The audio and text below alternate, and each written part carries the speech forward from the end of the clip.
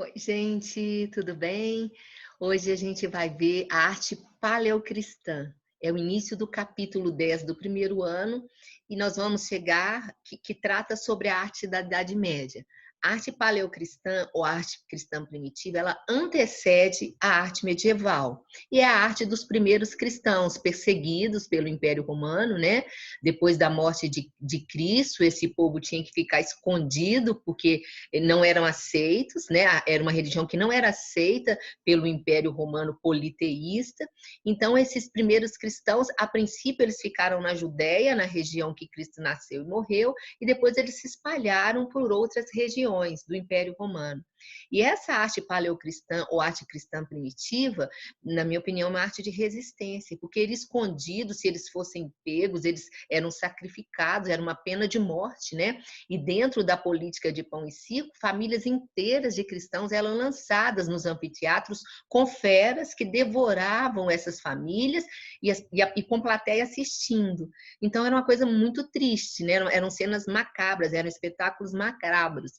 E a gente vai ver nessa arte os primeiros símbolos ligados ao cristianismo, a cruz, a palma, o bom pastor, o peixe, e onde esses cristãos manifestavam.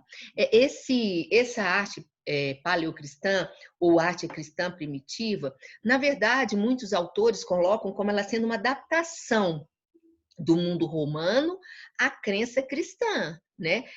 Foi uma arte de resistência desses primeiros povos cristãos. E a gente vai ver até a oficialização do cristianismo pelo Império Romano foram quase 300 anos de perseguição a esses povos, né? Que manifestavam sua arte, sua crença, seus cantos, suas orações escondidos, né?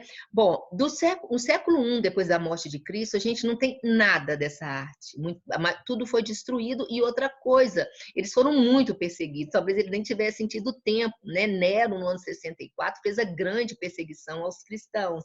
Então, não tem nada. A arte paleocristã, o que a gente tem a datação é a partir do século II, depois da morte de Cristo. Do século II e ela vai até o século V. Né, por volta do século XX. Sempre eu falo que em arte nem tudo é tão demarcado, né? Essas faixas de épocas a gente coloca para facilitar o estudo, mas às vezes um pouquinho mais, um pouquinho menos, porque a vida não segue tão certinho os números, né? Muito bem, então esse povo reunia em catacumbas, eram cemitérios clandestinos. Roma tem muitas catacumbas, são cemitérios, e os cristãos recusavam o costume que os romanos tinham de incinerar os corpos. Dentro da crença cristã, veio da terra, volta para a terra. Então, os cristãos sepultavam seus mortos. Então, esses cemitérios que eram clandestinos eram cavados embaixo da terra, são galerias subterrâneas com nichos, onde o corpo era ali depositado, lacrado com lajes ou com pedra. E são nessas paredes dessas catacumbas que são o suporte, é ali que acontecem as pinturas da arte paleocristã ou arte cristã primitiva. E os símbolos, né, de uma maneira bem primitiva, né, desenhada de uma forma bem simples, quase esquematizada, mas muito bonita, os símbolos do cristianismo. Vocês estão vendo aqui embaixo a Santa Ceia, aqui o nicho onde o corpo ficava, isso era lacrado com pedra, né? O milagre dos pães e dos peixes, olha a proporção, né? Do peixe e do balaio de pão. Mas as ideias religiosas, e a gente vai ver isso durante a Idade Média, quando a gente vê a arte medieval, as ideias religiosas, elas são muito mais importantes do que a respeito das ideias científicas sobre a observação do mundo, da natureza e de todas as coisas, né? A observação científica ao desenhar, isso a gente vai ver acontecer lá no Renascimento, mas a gente vai chegar lá. Então, são esses os símbolos da arte cristã primitiva. Olha, aqui vocês estão vendo a catacumba. Elas eram todas desenhadas, né? E cenas relatando os milagres de Cristo, a Santa Ceia, né? Os símbolos. A cruz é o símbolo do sacrifício de Cristo, foi muito usado. A palma, uma folha de coqueiro, é o símbolo do martírio. O peixe é um grande símbolo dessa arte. Além, como eu disse, do milagre dos pães e do peixe, a palavra peixe em grego escreve-se ictys, I-C-H-T-Y-E. E essas iniciais equivalem a Jesus Cristo, Filho de Deus Salvador. Então, era uma mensagem subliminar, né? Era comum, às vezes, assar um peixe, não só na catacumba, mas também em determinadas superfícies lá do Império Romano, em muros, em colunas, em lugares, né, que eram desenhos feitos rapidamente, grafitados. A palavra grafitare vem desses desenhos. Quando a gente vê o grafite, a gente vai voltar aqui na calada da noite, eles faziam esses desenhos escondidos e deixavam essas verdades que eles acreditavam. Na minha opinião, uma arte de resistência, né? Sobre o Império Romano, tem algumas marcações importantes. Olha, no século II, a gente vai ver a divisão do Império Romano entre Ocidente e Oriente, por Diocleciano. E lá em 395, o imperador Teodósio, ele oficializa, estabelece essa divisão definitiva, né? Com Roma sendo a capital do Ocidente e Constantinopla do Oriente. Em 313 depois de Cristo, olha, como eu disse, foram quase 300 anos de perseguição, né, desses primeiros cristãos. O imperador Constantino, ele se converte à religião. Aí ele permite que o cristianismo fosse livremente processado. E lá no ano 391 depois de Cristo, vem o imperador Teodósio e oficializa o cristianismo. E eu acho uma coisa interessante, uma religião que começa tão pequena, né? Tão humilde, tão escondida, clandestina, a gente vai ver durante a Idade Média se tornar num império, num poderio, né? E a gente vai ver os perseguidos começam a perseguir, a gente vai ver daqui a pouquinho a Santa Inquisição lá na frente, a vinda de indulgências, mas isso é capítulo para outras aulas.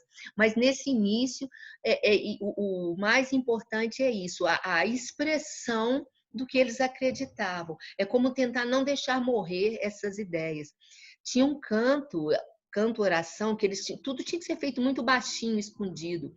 Esse canto, essa oração murmurada baixinho, vai originar um tipo de canto chamado cantochão. Era uma prática que até durante a Idade Média foi muito executada. É um canto sussurrado, ele é feito baixinho, né? Já expliquei por que desse motivo. O bom pastor também foi um símbolo muito, muito explorado. Cristo é o bom pastor que conduz as suas ovelhas. Ao mesmo tempo, o sacrifício da ovelha, o sacrifício de Cristo, né? Por nós. Isso é muito importante também, a relação dos cristãos com esse sacrifício de Cristo. Outra coisa que eu queria falar para vocês, vamos chegar aqui, olha só, o cinema, Hollywood já explorou essa perseguição dos cristãos, um filme que foi recorde de bilheteria, muito antigo, 1951. Minha mãe assistiu esse filme no Rio de Janeiro, numa das férias dela. Me lembro dela contar que as filas eram quilométricas. Quo Vadis é baseado na obra de um escritor polonês e significa em latim onde vais, e é uma história de amor. Vocês estão vendo aqui, ó, entre um oficial romano e uma cristã. Ele se apaixona por ela, mas não sabe, mas depois ele descobre que ela é uma cristã. E ela e sua família dela é presa e ela vai ser lançada. Olha, que tem umas pilastras, então ela vai ser amarrada numa pilastra no circo romano e vão ser lançados touros e outros animais para liquidarem. Como eu disse, era uma dos espetáculos que os romanos gostavam. Nero, principalmente, adorava esses espetáculos. Então, um filme que foi recorde aí de bilheteria, 1951. Vocês acham trechos dele pela internet, ou ele inteiro você pode achar com boa qualidade. Os cenários são muito bonitos, as roupas, e uma história bonita, uma história triste, né? Trágica, mas muito bonita. Muito bem, e as datas, para vocês não esquecerem, né? 313, Constantino permite que a religião fosse processada, e 391, Teodósio oficializa. Quando oficializa em 391, a gente vai ver a partir do século IV, agora essa arte cristã primitiva, ela toma uma fase chamada basilical. Seriam as construções agora de espaços, porque agora eles não precisam ficar mais escondidos. E são as primeiras basílicas, né? São construções onde são feitos os rituais, onde são desenhados as histórias de Cristo, mas isso vai ser tema da nossa próxima aula, quando a gente vai entrar na aula na arte da Idade Média, tá? Então é isso, uma aula curtinha, uma dica curtinha sobre arte paleocristã ou arte cristã primitiva. Nos encontramos na próxima aula com a arte da Idade Média. Beijo, até lá!